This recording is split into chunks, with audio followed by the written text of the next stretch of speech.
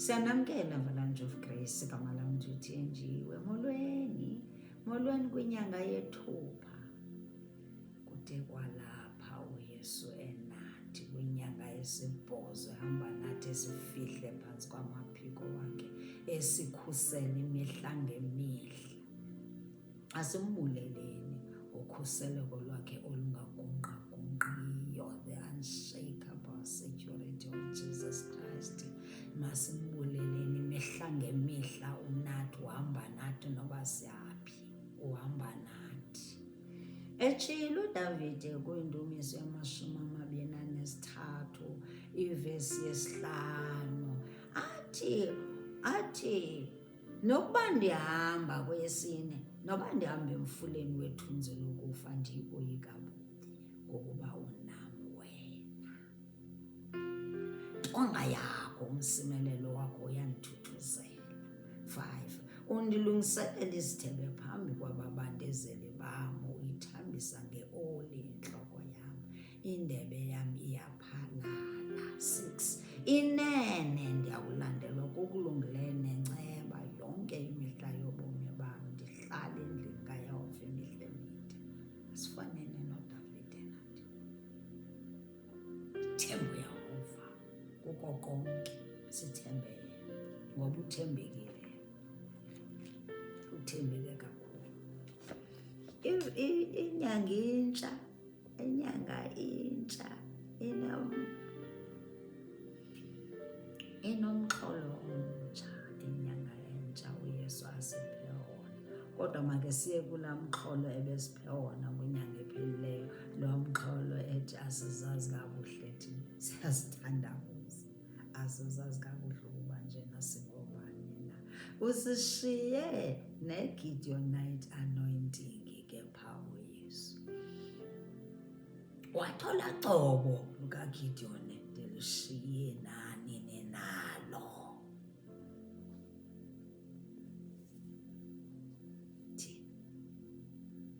Judges 6:14 athi, go in the strength you have to save South Africa, to save iAfrika. Uzobiza ikhantri yakho ngoba lucobo lwakho, it's your anointing kaGideon.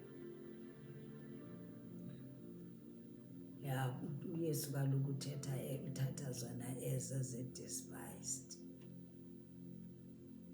ezingathi zi-weak, asisebenzise ukwenza umsebenzi wakhe. Yiyo loo nto esithi ndinishiye nolaa cobo likaGideon. Athi awugqiba athi ndinishiye nolaa cobo likaYakobi. Yabona olaa cobo likaYakobi lopambelela, that persistence yakhe. What I will not let you go unless you bless me. Nathi ufuna sibe njalo, must not give up. Keep praying, keep trusting God, keep praying. Zonke eza prayers, eza types of prayers, senzelani, simile. Azifuni nje ube sishika namhlanje lapha komsungapha. Nangaphezulu enye into ekufuneka siyazile eyokuba akafuni ukuba simncedise, silumke, singayi koThixo baseyiphutha, sifuna ukuncedisa koThixo baseyiphutha. Akafuni, he's a jealous God. Ngoba ekugqibeleni sawugqibela sisithi hayi akanamandla uYesu Kristu, kanti siye samdibanisa nooThixo bethu, ooThixo bethu esibathandayo baseyiphutha.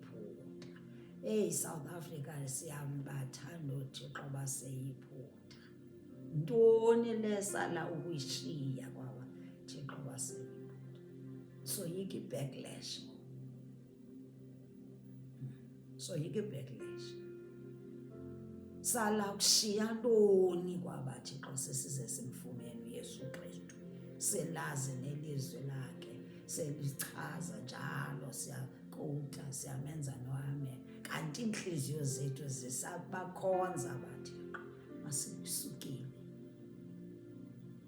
Masisukile sizobona ukuthi njena uYesu uthembekile empilweni zethu. Ngafuna uncediswa futhi. South Africa, mina ngihlala eSouth Africa. Nawe uqodibana nale video uzawuchaza i-country yakho. Mina ndiyayazi le nto endithetha eyokuthi la eSouth Africa thina nje sizawuphuma nini kwabathixo abangasenzeli nto. Sike sihlala apha kuYesu Kristu silindeni. Akasincede uYesu, akasincede, asivule amehlo sibone ukuba uYesu uthembekile, unamandla. Si-appreciate, sim-acknowledge empilweni zethu. Ngoba uLuke 4 verse 18 utsho uthi uyena nto wayithunyelelwa la, Jesus came to set the captives free.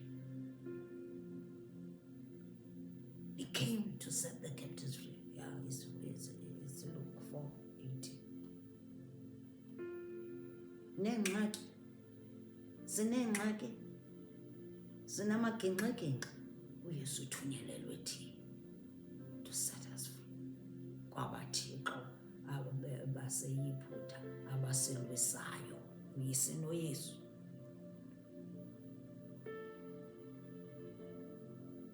Asihlalele kuye, uthembekile futhi uYesu. Heading yethu, isihloko sethu sitheni kule nyanga? Sithi ukhuseleko olungagungqiyo lukaYesu Kristu. Uthi kanye ngixelela abantu ngawo Yesu Kristu. Uthi xelelani abantu ngawo ukuthi xa benam bakhuselekile. Khuselo lwam kubo luqinile, athandozilandelana imini nobusuku nkade bo. Khanixelele nabantu ngam. uJohane wokuqala ke, xa sifuna ukwazi ukuthi uYesu ubani, asiqaleni kuYohane wokuqala. Ulizwi, heading yethu, ulizwi waba ngumntu. Uvesi yokuqala uthi ekuqaleni kungekadalwa wayesele khona ulizwi. Ulizwi lo wayekunye noThixo, naye ngokwakhe enguThixo. Yena wayekunye noThixo kwasekuqalekeni. Verse 3 uzayifunda ke kuverse 3 ukuthi izinto zonke zadalwa ngaye, ngaphandle kwakhe akungabakho nto idalweyo ngaphandle kwakhe, indalo yonke. Mna ke ngoku ndifuna sihambe siye kuverse 13. Uzayifunda, uzozinika ixesha. Ndifuna siye kuverse 14, I mean to say. Verse 14 uthi ke laa lizwi ke waba ngumntu. Uzayithini ke laa mystery? Imimangaliso nemiqondiso kaYehova ongeke uzuyazi, nam angeke ndiyazi. Ulizwi ke waba ngumntu waza wahlala phakathi kwethu. Sabubukela ubungangamsha bakhe awabunikwa nguyise. uYesu Kristu la uthetha ngoYesu Kristu. Obabungangamsha abunikwa nguyise, Father God. Njengoko ekukuphela konyana wakhe, uYesu kuphela kwakhe uFather God. Ubungangamsha ke obuphuphuma ukube nenyaniso. uYesu wakho ke lo. uYesu wethu ke lo, simazi nje eyokuthi nje apha akhoyo. Nguye ulizwi wajika wabanyama, uYesu Kristu lo esamphiwayo uThixo uyise waFather God. Scripture sokuqala esofuneka usazi. Sizafunda iziscripture eziningi apha kule session ukwenzela into ukuthi wena uhlale usazi ukuthi xa unoYesu Kristu ukhuselo lwakho luqinile, ungathandabuzi ungabuyi ngasemva, ungajikajiki indawo, uhlale kuye, ube rooted and grounded in Christ Jesus. Uzojika impilo yakho. Nasi scripture esilandelayo isifundo esisixelela ukuba uYesu umbane na. Nje betshilo Yesu wathi kanqalela abantu ngabo. Kanqalela abantu. Ubonile, uyabona into ukuthi asisuke iphupho, so yiki backlash. Kanti ngesithembu Yesu Kristu, ngoba ngonala nabathi xa baseyiphutha badalwe nguye. Singoyiki loo nto ukuthi njena bazakwenzani. Khuselekile mani, ungaphezulu kwabo kuzo zonke lezi zinto zaseyiphutha, zonke lezi mfene, soyikeza mfene nezamnyoka zaseyiphutha. Soyika zona ngoku njengoba siyamxuba. Asiyeni kuMatthew 16.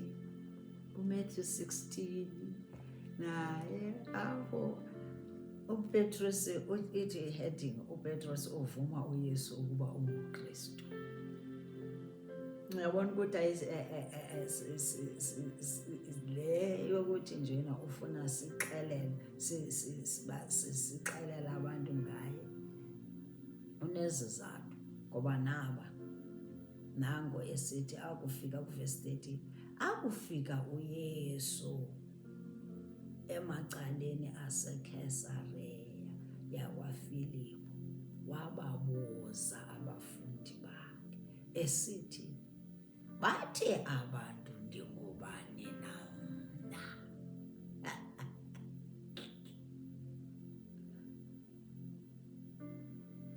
Athi abantu bathi ndingubani na mna, nyana womntu. Unyana womntu kaloku Yesu Kristu. Wazalwa yintombi uMariya uYesu Kristu. Wathi bathi abantu ndingubani? Buza abafundi bakhe. Bathi ke bona 14, ingxenye ithi unguYohane uMbhaptizi, abanye bathi unguEliya. Namhlanje njengoba ungamazi uYesu kakuhle uba ngubani, uzawumazi ke namhlanje. Awuzuthi unguEliya, awuzuthi uMbhaptizi uYohane. Bathi abanye unguYeremiya, weeping prophet. Mhlawumbe ungomnye wabaprofeti. Abanye bathi hayi mhlawumbe ngomnye wabaprofeti. 15. Athi kubo, ke nina nithi ndingubani na nina? 16. Waphendula uSimon Petros wathi, wena unguye uKristu, unyana kaThixo ophilileyo. Haleluya. Verse 17. Waphendula uYesu wathi kuye, unoyolo Simon kaYona, ngokuba akutyhilelwanga oku yinyama negazi, ukutyhilelwe nguBawo sezulwini. Wathi hayi mfana, unoyolo wena. Wathi kodwa le ayivele engqondweni yakho le. This one, le revelation, I have flesh and blood. Wathi utyhilelwe nguBawo sezulwini.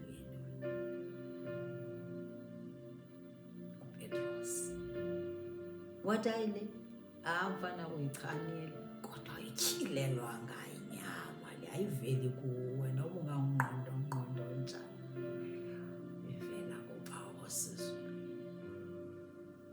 So xa udibana neengxaki ezinintsi, usedibana namagenxa amanintsi, kufuneka sizazi ukuthi nje sithandaze sibuze uYesu Kristu, sithandaze sibuzele uba yintoni kanye le ngxaki esijongene nazo. Siye kuyobuza kooThixo baseyiphutha, siye kuyobuza emagqirheni. Asiyeni xa singabazalwane masifundeni ukuthi this relationship, maintain the relationship that we have with Jesus Christ. Sisoloko sibuza iimpendulo zona uziveza xa semane sifunde eBhayibhile, naxa kumane kushunyaya uthi nangu laa mbuzo bendiwubuza, nangu uyaphendulwa ngoku epulpitini yakho sana. Uthi mhlawumbi nokumamela likhuza iinkonzo, umamela inkonzo kanti uzayifumana impendulo. Ungathi akaphenduli kanti awenzi njani, awubuzi. And enye into awuchithi ixesha naye emthandazweni, awuchithi ixesha naye ufunda iBhayibhile. Yesu Kristu umhle. Xa unengxaki kufuneka wazi into yokuthi nje ukhuselekile. Xa unayo, sizawuthetha kakhulu ngokhuseleko lwethu kuYesu Kristu kule nyanga. Into ethetha into yokuthi kufuneka sibe nokholo olukhulu olungenawuqhawuka, sibe nala bulldog faith, kholo olungenawuqhawuka, olungenawugungqa. Simthembe ukuthi njena ndinguye. Sithi ke ngoku xa senengxaki sibalekele kuye. uPsalm 27, thina uPsalm 27 verse 1. But in the day of trouble, he will hide me in his pavilion. In the secret of his tabernacle. Uzosifihla kulapha sifihla khona. Ufihlakele kuYesu Kristu. Ucinga ufana uba wena uza koyika oothixo waseYibhithe. Lungisa apha engqondweni yakho laa nto ucinga ufana uza koyika iinkawu zaseYibhithe namagundwane nazo zonke izinto abazisebenzisayo ezigqwirhi zaseYibhithe. Ufihlakele xa uYesu. Ufihlakele kunjani nje uqinile. So wena into esiyifuneka ukuthi ube nalaa bulldog faith. Eyazi ibulldog maseyibambe ithambo ingasafuni uliyeka. Nawe ke ubamba ukholo lwakho, ungasuki kulo, ungasuki apha elizweni lakhe, umelele apha elizweni lakhe, olaa kholo lomeleleyo. Siyacebisana njalo, siyakhuthazana njalo. Suba sanyakaza ngoku, suba sajonga ngasemva nangapha, thandabuza ngoku, masathandabuza. Utsho njani? Uthi xelela nabantu ngam, khaninengxaki kabaxelele ngam. Thinje wena, khake nibaxelele, khanikhuthazaneni nibaxeleleni ngam. Nabaya, ufuna abaya babajika basuka kuye bathi basibaye eYibhithe. Uyababona ukuthi basokole eYibhithe. Uyasibona nathi noxa sisimamkele ngoku uyokuthi umnqwazi awuqinanga siyoyika. Sibamba ngapha, simane sisenza ama-rituals ngapha. Akafuni senze ama-rituals, yive kakuhle le nto esiyithethayo, esikhohlisa. Is-a-jealous God, uThixo nobukhwele.